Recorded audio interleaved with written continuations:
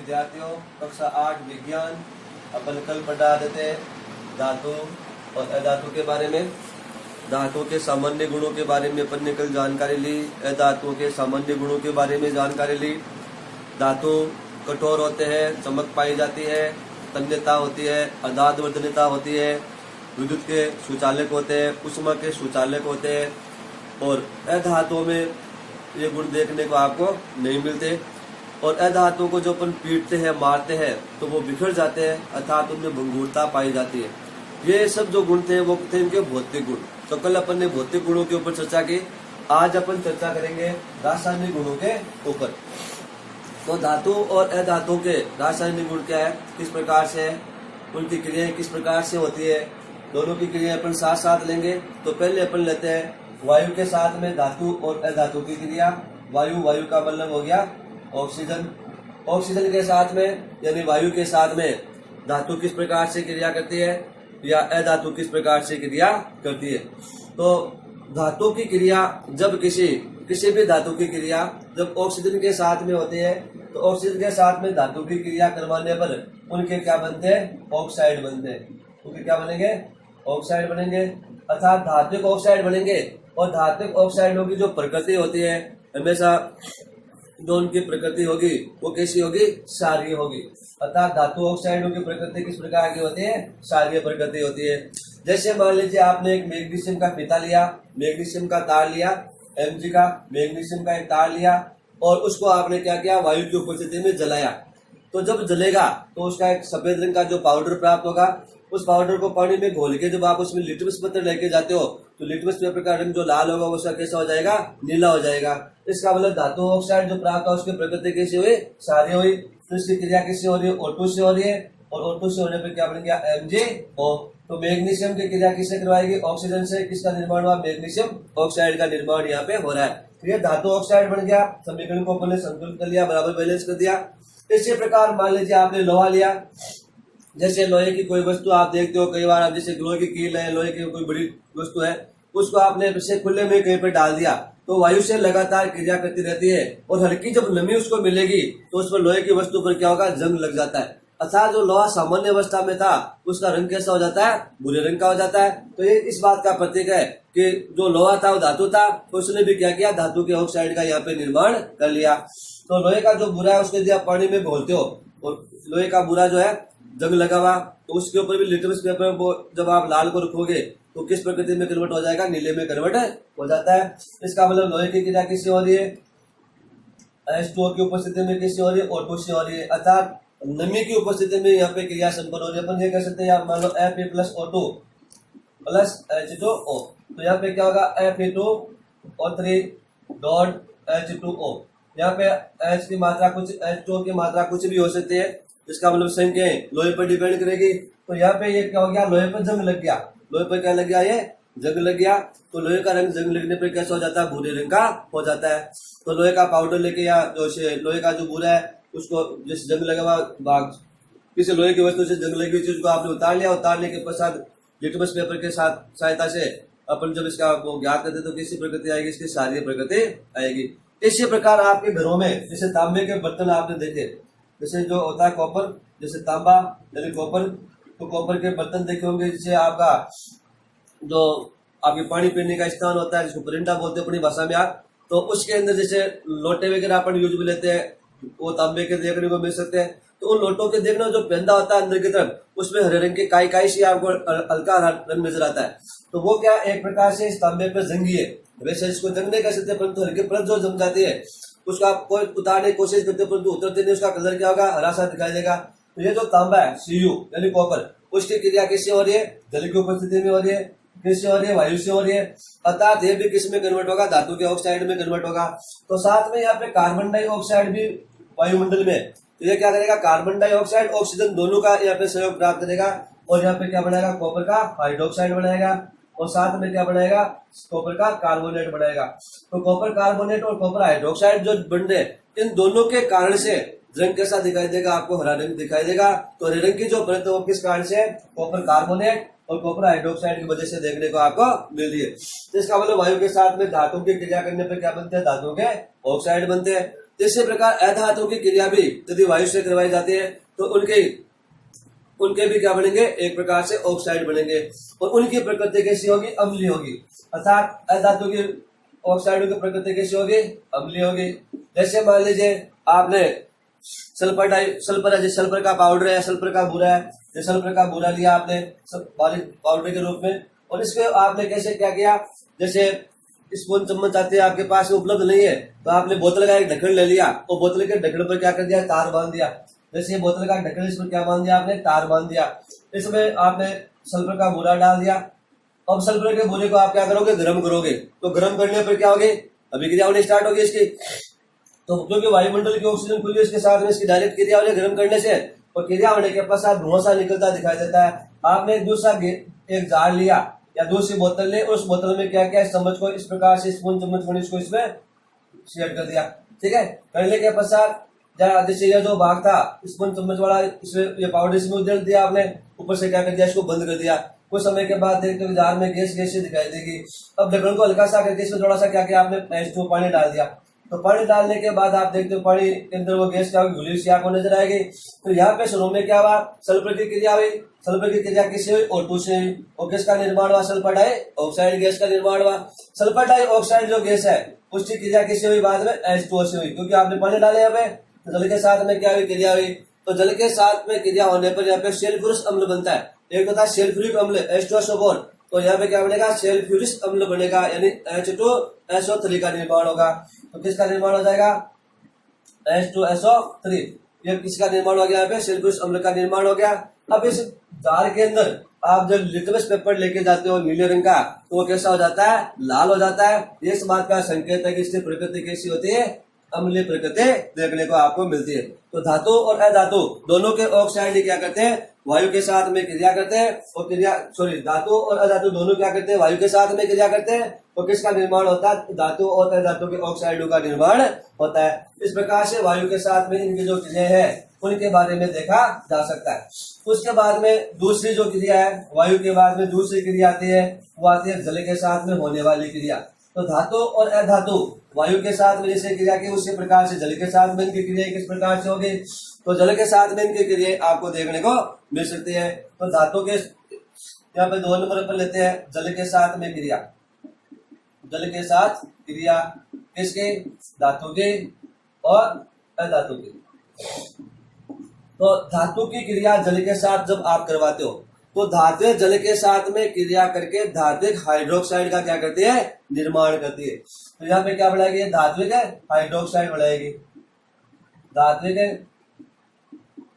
Hydroxide, धात्विक hydroxide का क्या करेगी, है निर्माण करेगी। जैसे मान लीजिए आपने धातु लिया, मान लीजिए सोडियम Na। सोडियम क्या एक धातु है। सोडियम धातु की क्रिया किससे करवा रहे हो आप, H2O से करवा रहे हो। तो H2O से सोडियम की क्रिया जब आप करवाओगे, यानी सोडियम ये हो गया सोडियम, सोडियम की क्रिया किससे करवा रहे हो, जल से करवा रहे हो। अब जैसे जल के साथ में क्रिया होगी, पोटेशियम की क्रिया भी करवा सकते हो, अन्य धातु भी हो सकते हैं, धातु कोई भी हो। तो जैसे आपने सोडियम के साथ में क्रिया करवाई और सोडियम के साथ क्रिया करने पर क्या बन गया, NaOH plus H2। Hydrogen gas यहाँ पे क्या होगी, मुक्त होगी। कौन सी गैस बाहर निकलेगी, यहाँ पे हाइड्रोजन गैस बाहर निकलेगी। तो सोडियम जो होता है सबसे अधिक क्रियाशील होता है, जैसे सोडियम है, लिथियम है, पोटेशियम है। ये जो तत्व है, जो पहले वर्ग के तत्व है, ये काफी क्रियाशील होते हैं और जल के साथ में क्रिया करवाने पे क्या करते हैं, ये आग पकड़ लेते हैं। विशेष तौर से सोडियम के बारे में अपन चर्चा करें। जैसे आपने पानी का बर्तन लिया, पानी के बर्तन में थोड़े से सोडियम के टुकड़े डाले। सोडियम के टुकड़े डालने के पश्चात आप देखते हो कि दो टुकड़े वो पानी पर नाचने लगेंगे तैरते हुए, और क्या करेंगे, उसमें से आग की लपटें सी निकलती आपको दिखाई देगी। और जलती तिल्ली या मोमबत्ती, जैसे यहाँ पे आग से लपटें होगी और पटपट की ध्वनि भी आएगी। इसका मतलब हाइड्रोजन गैस यहाँ पे निकल रही है, वो जल रही है। तो पटपट की ध्वनि किसके कारण से आ रही है, हाइड्रोजन गैस के कारण से आ रही है। अब यहाँ पे किसका निर्माण हो गया, NaOH का निर्माण हो गया। इस NaOH में यदि आप लिटमस पेपर लेके जाते हो, किस रंग का, नीले रंग, लाल रंग का, तो कैसा हो जाएगा, वो नीला हो जाएगा। इसका मतलब सोडियम हाइड्रोक्साइड सारे प्रकृति के पदार्थ का क्या हो रहा है, निर्माण। तो धातु के ऑक्साइड की प्रकृति कैसी हो गई, धातु की क्रिया किससे करवाई, जल से। किसका निर्माण हुआ यहाँ पे, सोडियम हाइड्रोक्साइड का निर्माण हुआ, इसका धात्विक हाइड्रोक्साइड बन गया। तो धात्विक हाइड्रोक्साइड के रूप में कौन सा बना यहाँ पे NaOH का निर्माण हुआ। इसी प्रकार अधातु के रूप में यदि अपन चर्चा करें, अधातु जैसे फास्फोरस होता है, फास्फोरस को जल के अंदर रखा जाता है क्योंकि यह कम क्रियाशील है, जल के साथ में कोई क्रिया नहीं करता। तो धात्विक हाइड्रोक्साइड का निर्माण हुआ। इसी प्रकार जैसे फास्फोरस है, अधातु है, अधातु जो फास्फोरस के साथ अधातु जिसको आप वायुमंडल में खुला छोड़ते हो क्या करता है, आग पकड़ लेता है, अर्थात वायुमंडल की ऑक्सीजन के साथ में क्या करता है, क्रिया कर लेता है और फास्फोरस पेंटाऑक्साइड या फास्फोरस जो ट्राईऑक्साइड उसका क्या कर लेगा, निर्माण कर लेगा। तो इसका मतलब फास्फोरस है उसको भी अपन किस में रखते हैं, पानी में रखते हैं, अर्थात पानी के साथ में वो कोई क्रिया नहीं करता है। इसका मतलब अधातु जल के साथ में लगभग क्रिया नहीं करती है। इस कारण से अधातु को अपन क्या करते हैं, जैसे फास्फोरस का अपन उदाहरण लिया, उसको पानी में रखने के लिए क्या करते हैं, काम में लेते हैं। धातुएं जो होती है, जैसे कुछ धातुएं होते हैं वो ठंडे पानी के साथ में क्रिया कर लेते हैं, कुछ धातुएं जो होते हैं वो गर्म पानी के साथ में क्रिया करते हैं, कुछ धातुएं होती है जल की भाप के साथ में क्रिया करती है, परंतु कुछ धातुएं जो होती है तीनों चीजों के साथ में क्रिया नहीं करती, ठंडे पानी के साथ में, गर्म पानी के साथ में, भाप के साथ में कोई क्रिया नहीं करती। इस प्रकार की जो धातुएं होती है वो अक्रियाशील धातुओं की श्रेणी में अपन जैसे होते हैं सक्रियता श्रेणी होते हैं, तो सक्रियता श्रेणी में क्या करते हैं, इसको अपन अक्रियाशील धातुओं को नीचे रखते हैं अलग से, जैसे चांदी है, सोना है, जैसे कॉपर है। इस प्रकार के धातु है जो जल्दी से यानी सामान्यतः पानी के साथ में क्रिया नहीं करते और इसी गुण के कारण सोना और चांदी को क्या करते हैं, अपन आभूषण बनाने के लिए क्या करते हैं, काम में लेते हैं। तो आभूषण बनाने के लिए इसका अपन क्या करते हैं, उपयोग करते हैं। इसी प्रकार जैसे सोडियम होता है बहुत ज्यादा क्रियाशील है, पोटेशियम बहुत ज्यादा क्रियाशील है, तो ऐसी धातुओं को अपन क्या करते हैं, जल के संपर्क में नहीं रख सकते, वायु के अंदर खुला रखेंगे, वायुमंडल की नमी सोखेगा, आग पकड़ लेगा। तो सोडियम जो है उसको अपन क्या करते हैं, केरोसिन तेल में रखते हैं। किसमें रखते हैं, केरोसिन तेल में। प्रश्न कई बार यहाँ से आता है सोडियम को केरोसिन तेल में क्यों रखा जाता है, इसके पीछे कारण होता है कि सोडियम जो होता है वायुमंडल में खुला छोड़ते हो, क्योंकि सोडियम धातु बहुत अधिक क्रियाशील है, वायुमंडल की ऑक्सीजन और जलवाष्प जो है उसके साथ में क्या कर लेगा, क्रिया कर लेगा, और क्रिया करके क्या पकड़ लेगा, वो आग पकड़ लेगा। इसका मतलब आग उससे सोडियम को सुरक्षित रखने के लिए अपन क्या करते हैं, मिट्टी के तेल का उपयोग करते हैं। तो सोडियम के टुकड़ों को क्या करते हैं, मिट्टी के तेल में रखा जाता है। इस प्रकार से वायु के साथ में जब क्रिया करेगा कौन सी गैस बनेगी, H2 गैस का वहां पे निर्माण होता है। तो सोना चांदी आदि जल के साथ में क्रिया नहीं करते, इसलिए अपन क्या बनाते हैं, आभूषण बनाते हैं। दो प्रश्न यहाँ से बन सकते हैं। तीसरा प्रश्न बन गया फास्फोरस वाला कि फास्फोरस एक सक्रिय अधातु है, अर्थात वायुमंडल में खुला रहेगा, फटाक से क्या कर लेगा, आग पकड़ लेगा। तो ऐसा नहीं हो, इसे बचने के लिए क्या करते हैं, फास्फोरस को पानी में रखते हैं और फास्फोरस पानी के साथ में कोई क्रिया नहीं करता। इस प्रकार से क्योंकि अब जैसे वायु फास्फोरस को पानी में क्यों रखते हो, उत्तर क्या हो गया, क्योंकि वायुमंडल की ऑक्सीजन से क्रिया करके ये क्या कर लेगा, आग पकड़ लेगा। उससे बचने के लिए अपन क्या करते हैं, फास्फोरस को पानी में रखते हैं। इसको चाकू से काटा भी जा सकता है। इसी प्रकार अगला जो बिंदु आता है 3 नंबर, वो आता है इसके अम्लों के साथ में होने वाले क्रियाएं। तो धातु और अधातु अम्लों के साथ में किस प्रकार से क्रिया करते हैं। तो धातु और अधातु की क्रियाएं अम्लों से कैसे होगी, जैसे अम्ल के रूप में आपने सुना HCl है, H2SO4 है, HNO3 है, अलग अलग प्रकार के अम्ल है, जैसे प्रबल अम्ल भी होते हैं, दुर्बल अम्ल भी होते हैं। कल अपन इसके बारे में जैसे बड़ी कक्षाओं में जब आप जाओगे तो वहाँ पे चर्चाएं आपको देखने को मिलेगी। तो यहाँ पे अपन बात करते हैं अम्लों के साथ में क्रिया, अम्लों के साथ क्रिया किसकी, धातु की और अधातु की। तो अम्लों के साथ में क्रिया किस प्रकार से होगी, धातुएं अम्लों के साथ में क्रिया करके कौन सी गैस देती है, हाइड्रोजन गैस देने का कार्य करती है। जैसे मान लीजिए एक जेडन लिया आपने, जेडन जिंक एक धातु है, जिंक धातु की क्रिया आप किससे करवा रहे हो, H2SO4 से करवा रहे हो। तो किसका निर्माण हो जाएगा, ZnSO4 प्लस H2, कौन सी गैस निकल रही है, हाइड्रोजन गैस निकल रही है। इसी प्रकार Zn की क्रिया मान लो आप HCl के साथ करवा रहे हो, कौन सी गैस निकले, यहाँ पे क्या बनेगा, ZnCl2, कौन सी गैस निकलेगी, यहाँ पे भी हाइड्रोजन गैस निकलेगी। तो बारी बारी से अलग अलग धातुएं, बारी बारी से जैसे अपन यहाँ पे कॉपर ले सकते हैं या दूसरी धातुएं एक के बाद एक लेते जाएंगे और उनके साथ में परीक्षण देखते हैं कि सबके साथ में कौन सी गैस निकलेगी, वहां पे H2 गैस का निर्माण होता है। तो धातुएं जो होती है उनकी क्रिया अम्ल से जब अपन करवाते हैं तो वहां पे H2 गैस बनती है। और जैसे मान लीजिए इसको प्रयोगशाला में भी आप बना सकते हो, जैसे आपने पतली ले ली, पतली में जिंक के टुकड़े भर लिया आपने, जिंक के बारीक बारीक टुकड़े डाल लिए और यहाँ पे क्या डाल दिया, H2SO4 डाल दिया, इसको पैक किया हुआ, यहाँ से निकाल दिया आपने और यहाँ पे एक टब ले लिया, टब में आपने क्या किया, साबुन का पानी घोल के डाला हुआ है ना, और इसको आपने ऐसे रखा है। यहाँ पे देखिए पानी में बुदबुदी से उठते दिखाई देंगे और यहाँ पे तिल या मोमबत्ती आप जो जलती हुई लेके जाते हो तो वो क्या कहते हैं, पट पट पट की आवाज के साथ में जलती है। इसका मतलब पॉप की ध्वनि यहाँ पे निकलेगी, वो इस बात को सिद्ध करती है कि बढ़ने वाली गैस कौन सी है, हाइड्रोजन गैस ही है।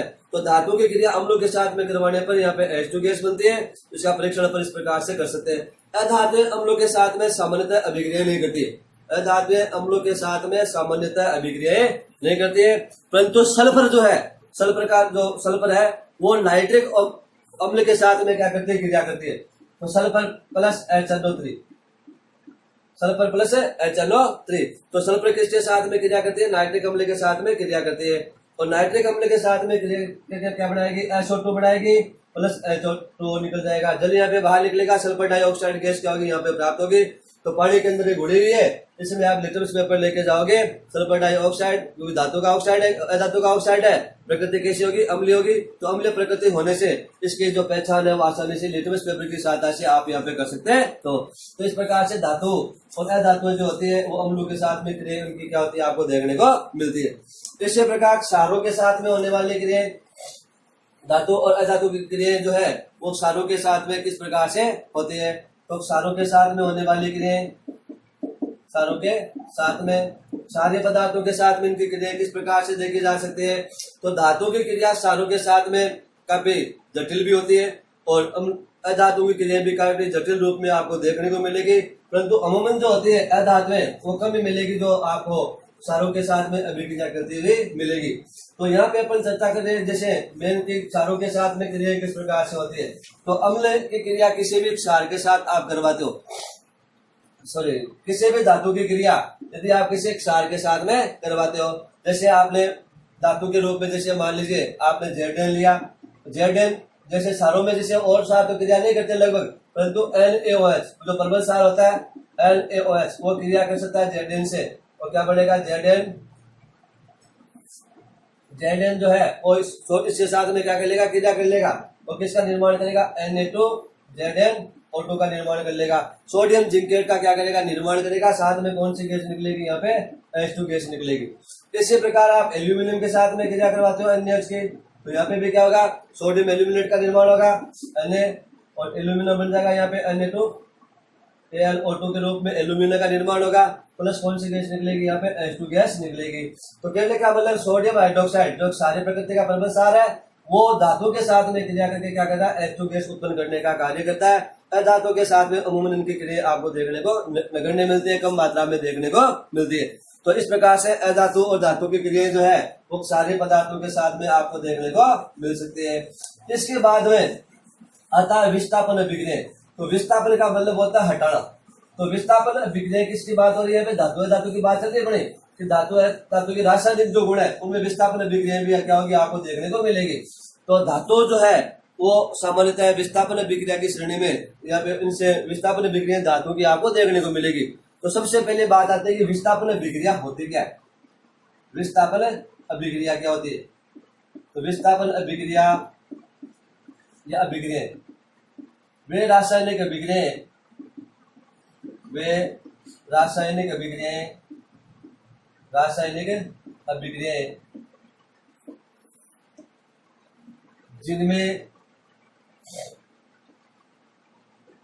जिनमें अधिक क्रियाशील भाग द्वारा, अधिक क्रियाशील भाग द्वारा कम क्रियाशील भाग को, कम क्रियाशील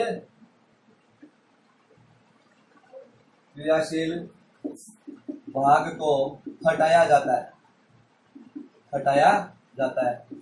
तो कम क्रियाशील कौन सा होगा, अधिक क्रियाशील कौन सा होगा। तो जिसकी क्रिया करने की क्षमता अधिक होगी, जैसे जिसकी संयोजकता अधिक होगी, बड़ी कक्षाओं में इसके बारे में भी आपको जानकारी मिलेगी। तो वे रासायनिक अभिक्रियाएं जिनमें अधिक क्रियाशील भाग द्वारा कम क्रियाशील भाग को हटाया जाता है, या अपन ये कह सकते हैं जिनमें कम क्रियाशील जो तत्व है उसको अधिक क्रियाशील तत्व द्वारा भगा दिया जाता है। ऐसी विक्रियाओं को अपन क्या बोलते हैं, विस्थापन विक्रियाओं के नाम से जानते हैं। जैसे मान लीजिए आपने एक बीकर लिया और बीकर में कॉपर सल्फेट CuSO4 का विलयन भर दिया और इसमें क्या कर दिया, लोहे की कीलें डाल दी। क्या डाल दी, लोहे की कील डाल दी, लोहे की कीलें डाल दी। या इसमें मान लो जेडेन के टुकड़े डाल दिए आपने, क्या डाल दिए, जेडेन के टुकड़े डाल दिए। तो आप जैसे देखते हैं CuSO4 प्लस, या जैसे धातु के रूप में आपने जेडेन लिया, जेडेन के साथ में क्रिया किसकी हो रही है, CuSO4 की। अभिक्रिया होगी तो जेडेन क्या होता है, Cu की तुलना में अधिक क्रियाशील है, ये जेडेन को यहाँ से हटा देगा और यहाँ पे क्या बन जाएगा, ZnSO4 प्लस Cu। तो Cu को यहाँ पे क्या क्या हटा दिया गया, Cu को क्या किया गया, यहाँ से हटा दिया गया, अर्थात Zn अधिक क्रियाशील था, इसने क्या किया, Cu को यहाँ से हटा दिया और SO4 को अपने साथ में लेके आ गया। तो इस प्रकार की विक्रिया क्या कहलाएगी, विस्थापन कहलाएगी, यानी Zn द्वारा Cu को विस्थापन किया गया। इसी प्रकार जैसे आपने लोहे की कील डाली यहाँ पे, ये Fe हो जाएगा, Fe प्लस CuSO4, विक्रिया यहाँ पे होगी तो FeSO4 बन जाएगा प्लस Cu, यहाँ पे भी Cu को क्या किया, हटा दिया गया है। इसका मतलब अधिक क्रियाशील तत्व द्वारा कम क्रियाशील को यहाँ से हटाया जाता है। इन अभिक्रियाओं को अपन क्या बोलते हैं, विस्थापन अभिक्रिया कहते हैं। तो इसके लिए अपन अलग अलग उदाहरण लेके भी इनके बारे में जानकारियां आगे ले सकते हैं। तो परिभाषा के साथ में एक उदाहरण आपको जानना जरूरी है। परंतु इन चीजों से पहले यदि अपन चर्चा करें, जैसे अपन को पहले चर्चा कर लेनी चाहिए थी, हालांकि क्योंकि छोटी क्लास है, परंतु जो तत्व है, क्योंकि जैसे धातु के बारे में पढ़ रहे हो, अधातु के बारे में पढ़ रहे हो, तो धातु है कौन चीजें, उनके बारे में अपन को नॉर्मल जानकारी होनी चाहिए। तो जैसे रासायनिक, जैसे गणित में आपके जैसे गिनती होती है 1 2 3, हिंदी के अंदर क्या गण जैसे गण होते हैं, उसी प्रकार विज्ञान के अंदर भी रासायनिक विज्ञान जो है उसकी एक प्रकार की गिनती होती है, जिसको अपन बोलते तत्वों के नाम या आवर्त सारणी। तो उसमें तत्वों के नाम आपको देखने को मिलेंगे, जैसे परमाणु क्रमांक कि कौन किसका नंबर कितने पे है, परमाणु क्रमांक के साथ में तत्व का नाम देखने को मिलेगा, तत्व का नाम और उसका प्रतीक क्या है, इसके बारे में भी आपको नॉर्मल जानकारी होनी चाहिए। जैसे परमाणु क्रमांक 1, तत्व का नाम हो गया हाइड्रोजन, प्रतीक हो गया H, 2 हीलियम, हीलियम का प्रतीक हो गया He। इसी प्रकार लिथियम Li, इसी प्रकार बेरिलियम का हो गया Be। इसी प्रकार बोरॉन 5 पे आ गया, बोरॉन का हो गया B। इसी प्रकार 6 पर आ गया कार्बन का हो गया C। इसी प्रकार 7 पे आ गया नाइट्रोजन का हो गया N। इसी प्रकार 8 पर आ गया ऑक्सीजन का हो गया O। इसी प्रकार 9 पे आ गया फ्लोरीन का हो गया 10, 9 पे आ गया फ्लोरीन, इसका हो गया F। इसी प्रकार 10 पे आ गया नियोन का हो गया Ne। तो ये इनके प्रतीक होते हैं। जैसे छठी क्लास तक जैसे मान लो 10 आपने याद कर लिया, 7वीं में 10 याद कर लिया, 8वीं में फिर 10 और जोड़ लो, इसका मतलब 30 तक ये क्या होने चाहिए, आपको याद होने चाहिए। इसी प्रकार 11 पे सोडियम का Na हो जाएगा, है ना। इसी प्रकार 12 पे मैग्नीशियम का Mg हो जाएगा। इसी प्रकार 13 पे एल्यूमिनियम का L हो जाएगा। फिर 14 पे सिलिकॉन का Si हो जाएगा। फिर आपके 15 पे फास्फोरस का P हो जाएगा। 16 पे सल्फर यानी गंधक का S हो जाएगा। फिर 17 पर जैसे क्लोरीन का Cl हो जाएगा। इसी प्रकार 18 पे आर्गन का Ar हो जाएगा। इसी प्रकार 19 पे पोटेशियम का K हो जाएगा। इसी प्रकार 20 पे कैल्शियम का Ca हो जाएगा। इसी प्रकार 21 पे स्कैंडियम का Sc हो जाएगा। इसी प्रकार 22 पे टाइटेनियम का Ti हो जाएगा। इसी प्रकार 23 पे वेनेडियम का V हो जाएगा। 24 पे क्रोमियम का Cr हो जाएगा। 25 पे मैग्नीज का Mn हो जाएगा। 26 पे फेरस का मतलब Fe लोहा Fe हो जाएगा। 27 पे कोबाल्ट का CO हो जाएगा। 28 पे निकल का Ni हो जाएगा। इसी प्रकार 29 पे कॉपर का C हो जाएगा और 30 पर जिंक हो जाएगा। तो जैसे इनके जो नाम और प्रतीक है ये भी आपको जैसे कंटिन्यू लिखने होते हैं। जैसे मैंने यहाँ पे साइड में लिखे, तो जो कॉपी में आप बता रहे हो इनको, तो कॉपी में क्या होगा 1 2 3 4 से लेके 30 तक क्या होंगे, लगातार रहेंगे। तो 1 से लेके 30 तक आपको ये क्या करने, याद करने। इनके प्रतीक भी याद होने चाहिए, इनके नाम याद होने चाहिए, परमाणु क्रमांक याद होने चाहिए। तो इससे क्या होता है कि जो अपन जैसे समीकरण वगैरह लेते हैं या तत्व के धातु के अपन नाम बोलते हैं, तो कम से कम उसका प्रतीक दिमाग में आपके होना चाहिए कि ये प्रतीक किसका है, तो इसके साथ में होने वाली क्रिया किस प्रकार की होगी। तो रासायनिक विक्रियाओं को याद करने के लिए, सूत्रों को याद करने के लिए जरूरी है कि कम से कम इनके प्रतीक आपके दिमाग में होने चाहिए, जिसके माध्यम से इस क्रिया को आसान बनाया जा सकता है या इस चीज को समझने के हिसाब से अपन आसान बना सकते हैं। तो इनको प्रतीकों को भी क्या करना है, याद करना है, इनके नामों को याद करना है और इसके जो विस्थापन विक्रिया है इनके ऊपर जैसे कल अपन चर्चा और करेंगे आने वाले समय की। इससे बड़ी जो बातें वो कल अपन जानकारी लेंगे। ठीक है, ओके।